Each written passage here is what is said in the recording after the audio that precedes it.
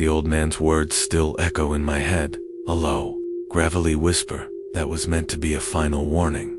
You don't just talk about them. You don't just write about them. You don't just look for them. Because if you do, they will find you. I thought it was a story, a superstition from a remote culture, the colorful mythology of a forgotten land. I was wrong. It wasn't a story at all. It was a promise, a terrifying, irrevocable promise. My name is Liam, and I'm a or at least, I was. My show focused on cryptids and folklore, the unexplained stories that haunt the fringes of human history. I was a professional skeptic, a man who saw the world in facts and evidence, and who believed that every myth had a rational explanation if you just looked hard enough. The Skinwalker legend was a holy grail for me, a story that was so terrifying, so deeply embedded in a culture, that it felt like the ultimate test of my skepticism. I made a trip to a remote part of the Navajo Nation, a vast, silent, and humbling land of deep red canyons and endless sky. I had arranged to interview an elder who had a reputation for knowing the old stories. A man named Thomas who lived in a small, isolated hogan, far from any paved road. The interview was tense. Thomas was reluctant. His eyes, dark and ancient, seemed to see right through me. He gave me the warnings, not with anger, but with a profound, weary sadness. I recorded the interview, feeling a thrill of triumph. I had my story, my proof of concept. I was a city guy, a man of science, and I was immune to superstition. My arrogance was my greatest asset. It was also a death sentence. The night after the interview, I got lost.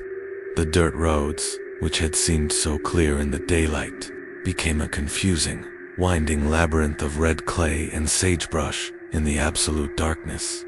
My GPS, my infallible beacon of modern knowledge, failed, and my phone lost its signal, leaving me cut off and alone.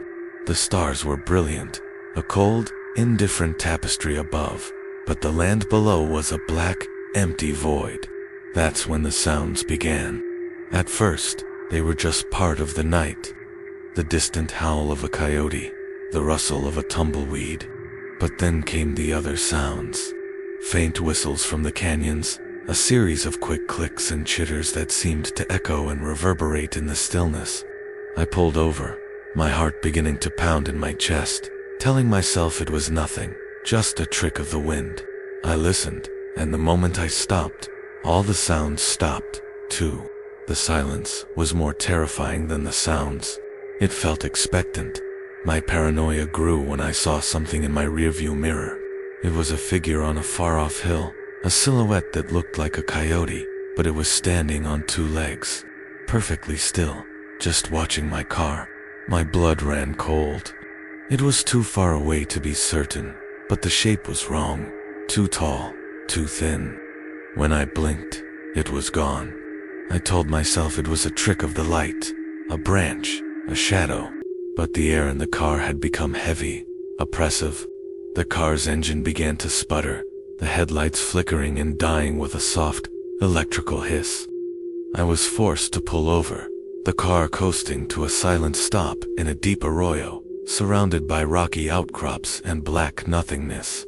I got out, grabbing a flashlight, a shaky, feeble beacon against the overwhelming dark. I lifted the hood and peered in, trying to find a broken wire, a loose connection. I was a man of logic. There was a rational explanation, but as I leaned into the engine bay, I heard it, a low, mocking laugh from the darkness. It wasn't a human laugh. It was a series of clicks and whistles that formed the sound of a laugh. It was inhuman, malicious, and it was close. I scrambled back into the car, locking the doors, my breath coming in ragged gasps. I was no longer a skeptical journalist. I was a terrified animal caught in a trap. A handprint appeared on my dusty window, a single, perfect human handprint, but with impossibly long, gnarled fingers. It was a sign, a mark, a declaration. I heard a voice from outside, a guttural wet sound. whispering the old man's warning. "They will find you." The voice was a low, resonant drone that seemed to vibrate through the metal of the car. It wasn't Thomas's voice. Not exactly. It was a parody of it, a hollow, malevolent imitation that contained none of the old man's weary wisdom, only a profound, ancient hatred. It was no longer a game. It was a consequence. My arrogance had not made me immune. It had made me a target. I had disrespected their rules, their land, and their stories. And now I was going to pay the price. I was trapped, a helpless animal, in a metal cage. The creature began to circle the car. Its footsteps a horrifying mixture of human and animal sounds, a slow, shambling rhythm that was punctuated by the sharp snap of its long, clawed feet against the rocks. I saw it now, not just a shape, but a thing. It was impossibly tall, thin, its body a grotesque mockery of a man, covered in matted, dark fur. Its eyes were a sickly sulphurous yellow that glowed in the darkness, two malevolent orbs that burned with a cold, hungry light. It began to scratch at the window, its long, sharp talons making a horrifying sound against the glass, a sound of pure vengeance. It then began to mimic the voice of the old man again, but the words were twisted, full of a profound hatred. "You came looking for a story, and you found one? A final one." The creature pressed its face against the glass, and I saw that its face was a distorted, inhuman mask, a parody of a man, with a mouth full of razor-sharp teeth and a long wet tongue that slithered from its lips. It was a monster, born of the darkness, and it was hunting me. I don't know how long I was trapped there. An eternity, a few minutes, I have no idea. The headlights of a passing vehicle, a tribal ranger on his patrol. A miracle of a man scared the creature away with a low, frustrated hiss. He found me the next morning, a shell-shocked wreck. He didn't ask questions. He just gave me a long, knowing look and drove me back to civilization. I abandoned my podcast, my life's work, my arrogance and my skepticism shattered into a million pieces. The warnings were not folklore. They were sacred truths, rules I had arrogantly broken. The shame of my disrespect and the terror of what I saw are a permanent scar, a weight on my soul. I live with the knowledge that I am forever on its radar. The sound of a simple laugh or a distant whistle is now enough to send me into a panic. I know it's always listening, always watching, and it will eventually find me.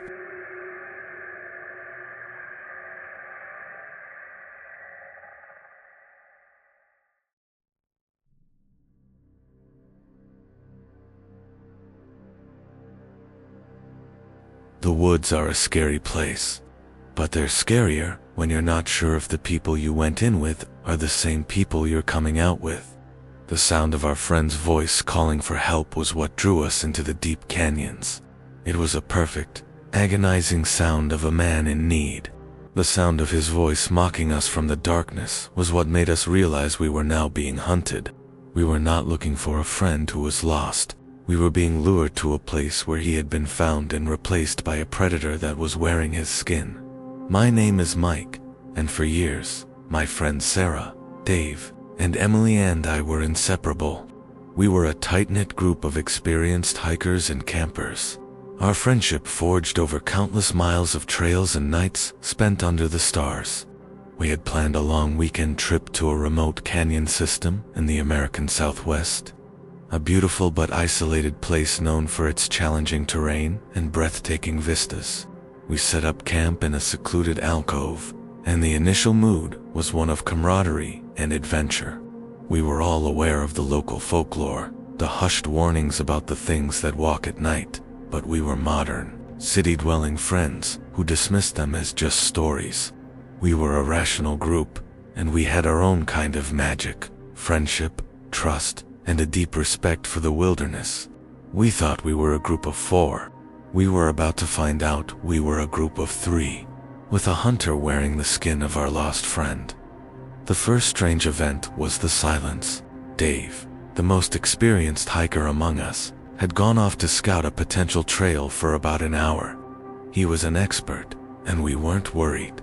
But as the sun began to dip below the horizon, painting the sky in deep reds and oranges, Dave still hadn't returned.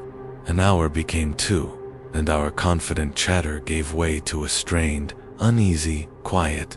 As night fell, a genuine, cold panic began to set in. We knew the canyons could be treacherous, but Dave was always careful. He was an expert.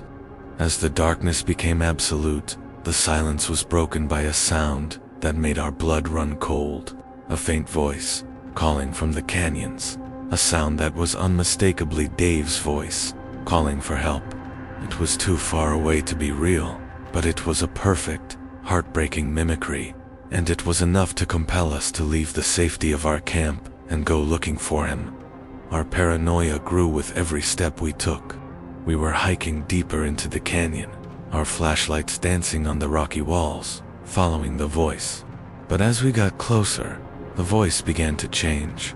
The desperate calls for help became interspersed with strange, guttural whistles and clicks.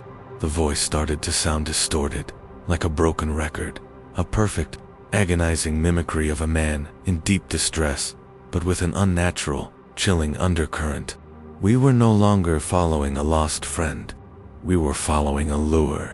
The fear became physical when we found Dave's backpack and gear. It was on a flat, pristine ledge, his water bottle full, his phone still in the pocket of his pack. It looked as if he had just dropped it and walked away. There were no signs of a struggle, no scuffs on the ground, nothing. The scene was one of profound, intentional stillness. It was too perfect. This was the moment we all realized something was deeply, fundamentally wrong. We weren't looking for our friend. We were looking for his ghost. The final escalation of terror came when the voice returned, but this time, it was a horrifying parody of all our voices, not just Dave's. We were now hearing a distorted, high-pitched scream that was Sarah's, a desperate cry that was Emily's, and a panicked call that was my own. We realized the calls had been a trap, a way to get us away from the safety of our camp and into the vast, empty canyons. We turned to go back, our hearts pounding, but we saw a figure in the darkness, a silhouette of a man, but it wasn't walking. It was scuttling, its body low to the ground. It had Dave's exact height and build, but it was moving with an unnatural, jarring speed, its long, spindly limbs carrying it with a grotesque, broken grace. It was a caricature of our friend, a horrifying mockery of a human being. It was the moment we knew with a chilling certainty that the entity was not just in the canyons. It was wearing our friend. The remaining 3 of us were huddled together, terrified, as we made our way back to camp. The distorted voices of all our friends, including a terrifying imitation of our own voices, were coming from the darkness surrounding us.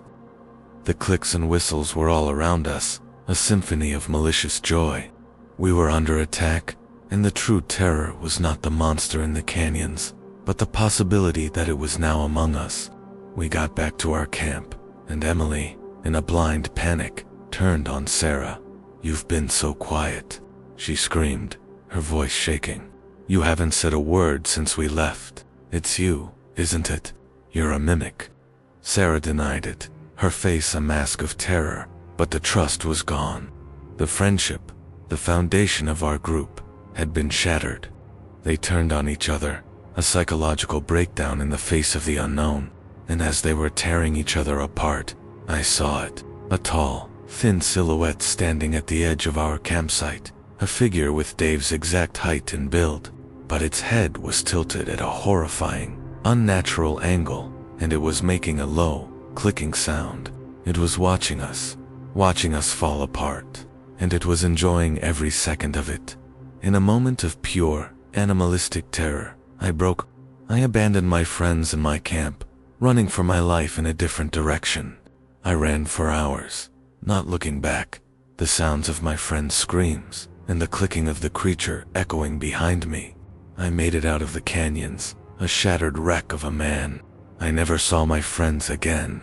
I don't know who made it and who didn't. The mystery is left unsolved, a permanent scar on my soul.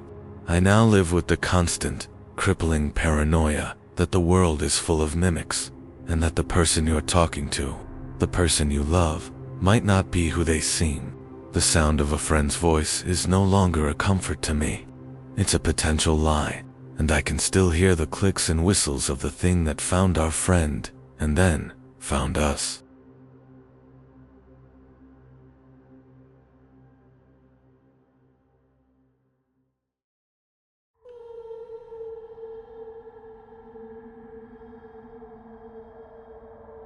I was a hunter.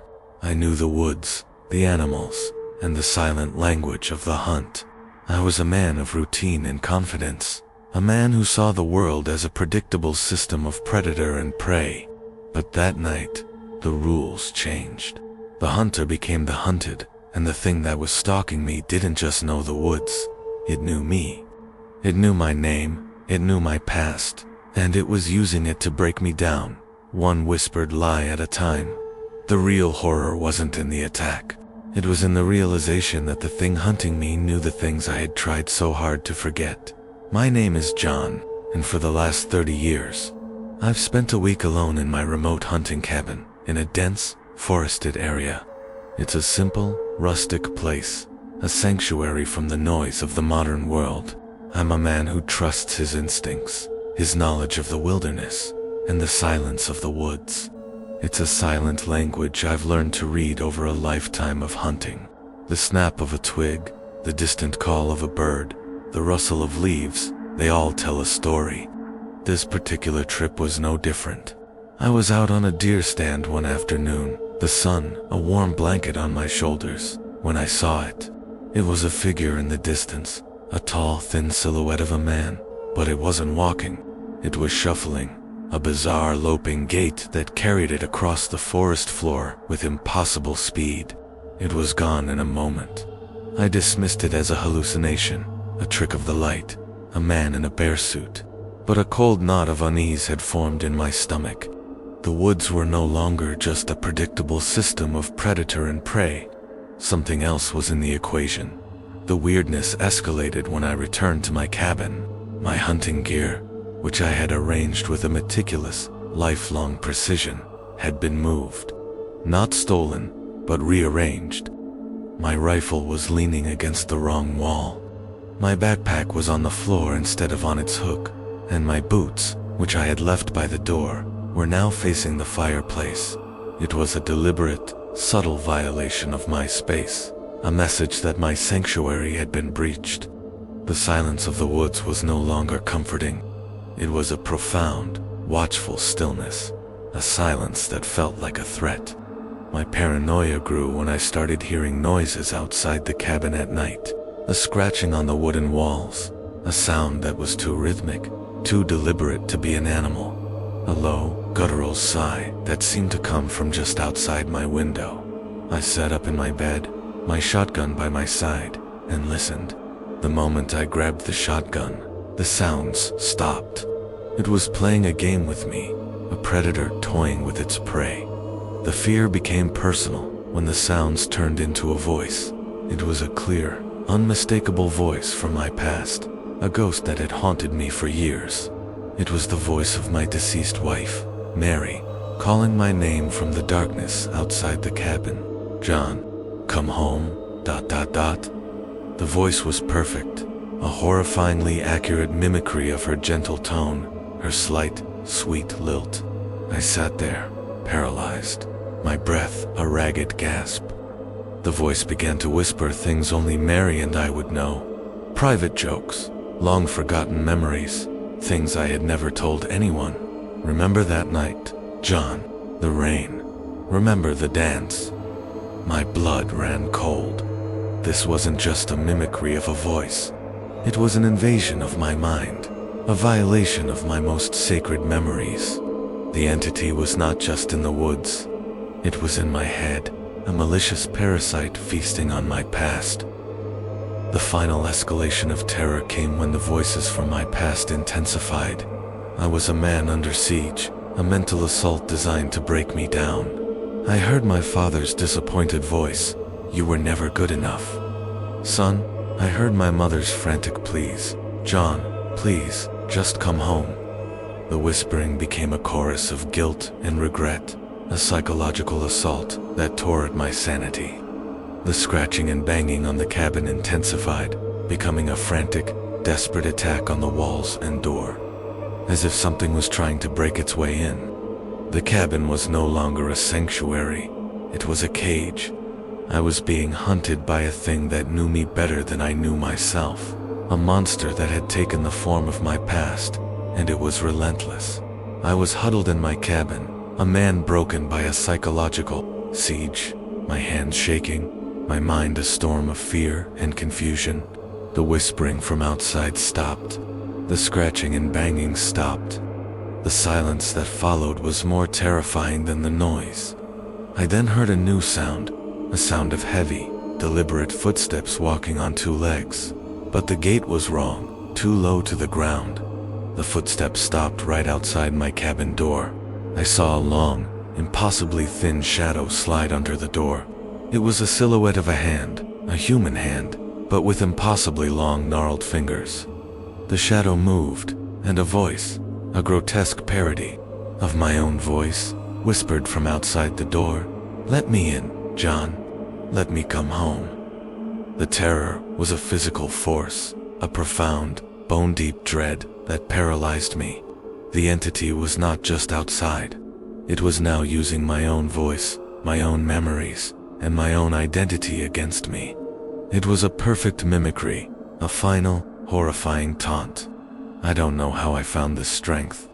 I grabbed my rifle, and with a final, primal scream of terror, I shot through the door, over and over again, until the gun was empty. I didn't know if I hit anything. I just kept shooting, a desperate attempt to create a barrier of noise and violence between me and the thing on the other side of the door. I was found the next morning, a shell-shocked wreck, by a hunting buddy who had come to check on me. The police found nothing, but the door was riddled with bullet holes. The story I gave was a pathetic half-truth about a bear. I never hunted again. I sold the cabin. I now live with the constant, crippling paranoia that the world is full of whispers from the past, and that the thing that was stalking me is still out there, waiting. The sound of a simple whisper is no longer a comfort to me. It's a potential lie, and I know that the hunter can never truly escape the hunted.